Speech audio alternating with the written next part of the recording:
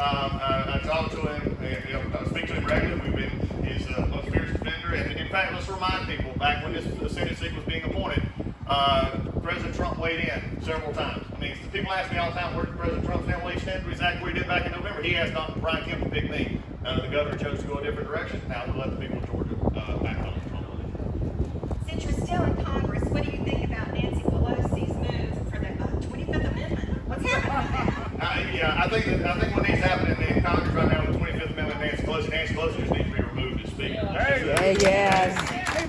I have never seen a waste of time and a waste of a speakership as I have just seen over the last 18 months. I've experienced it up close and personal with Jerry and Adler and all this sham impeachment, all the investigation. You know, to take an opportunity, and it's a trust. When you've been given the trust of the American people, I didn't like it. When she was given speakership, she did nothing to help the American people. She did only something to fuel a revolt that they could try to beat Donald Trump in November of this year. I mean, that's a sad way to live life. If you're so mad at somebody else, you want to beat him and you don't want to do anything to help the American people. If that's the way it needs to be, we need to get rid of Nancy Pelosi, send her back to San Francisco, let her represent whatever she wants, and we need to put a true conservative back in, the Republicans back in control of the House.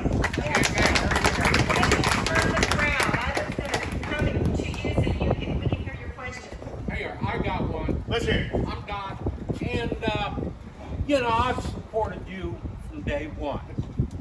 And, but are you going to be doing some more television ads? Because I haven't seen, and another fact I'd like to say, I went on a trip from Chattanooga down through Alabama and the Gulf Coast and over to Louisiana. I never saw one Biden sign.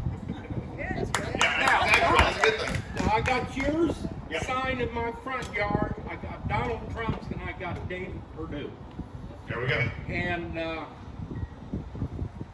God bless you. Thank you so much. Yeah, our TVs are rolling out. This is an interesting little market down here because you're dominated by Jacksonville more, and we've got markets going over all over the state where our TV is up. This is also where we need you on social media as well.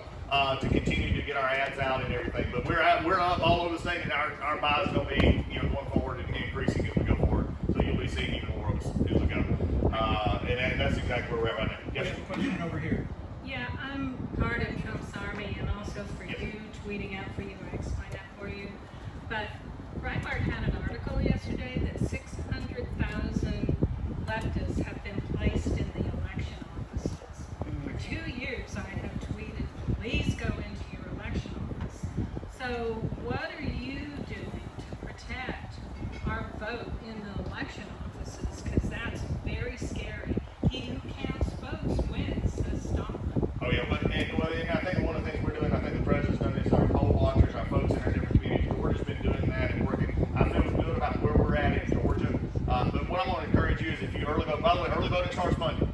In-person early voting Monday. For anybody who has to be scared to go in-person early voting, because most places there's nobody there, especially that first week or two. So actually go make your vote in person. And then even if you voted absentee ballot, you can always just, there's most places put up boxes so you don't have to go in if you want to. But I feel good about where we're at in Georgia, but it's going to take all of us making sure that actually happens. Across the country, different story, and I know the Trump team is out there working hard, especially in Nevada and places like that, where they're doing these mail-in ballots to everybody. And I know they've already had some other issues with that as well. We've done it before, but that's what I'm working on. Well, I'm just very worried about the Senate getting stolen and the House getting stolen. The down ballots is... Yeah. And that's why we got to do exactly what we're doing right now, and then just continue So to get you're out. not worried about Georgia? I'm not Georgia per se. Georgia, I think is good. We got to, because we're going to, the folks are kicking in, and our workers have been there for a long time, and that's a good thing. Yes, sir. Doug, I see all the polls.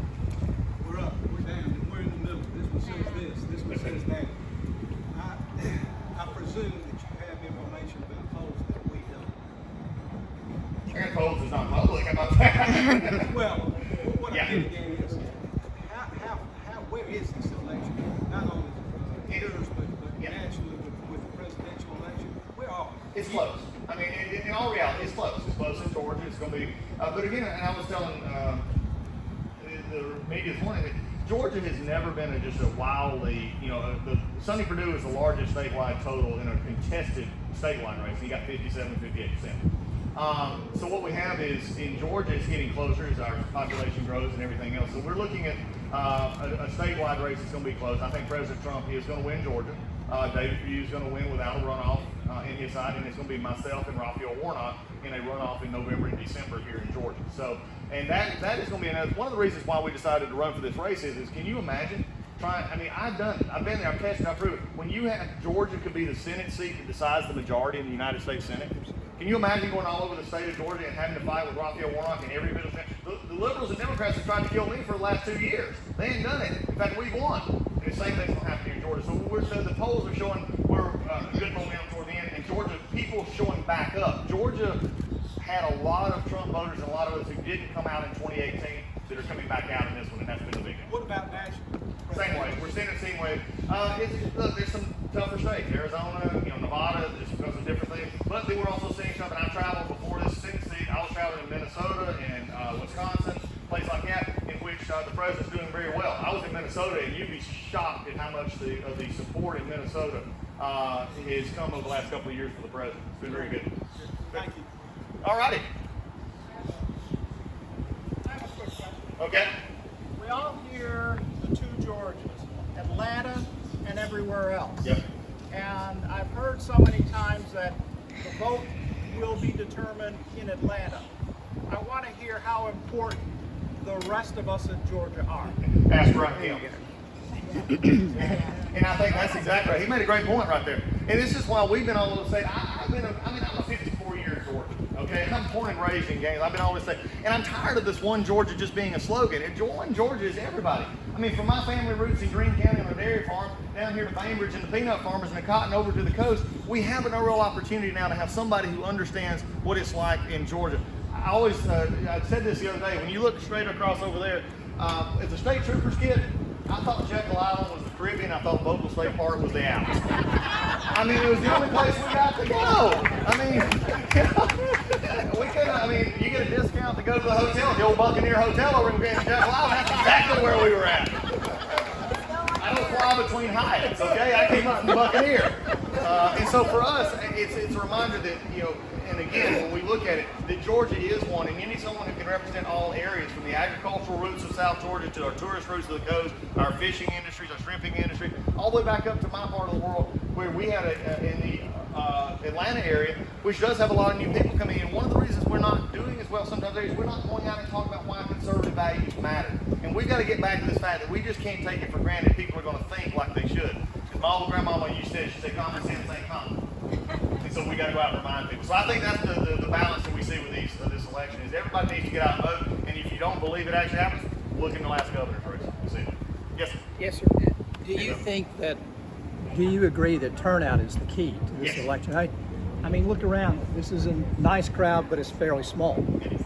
And no reflection on anybody here.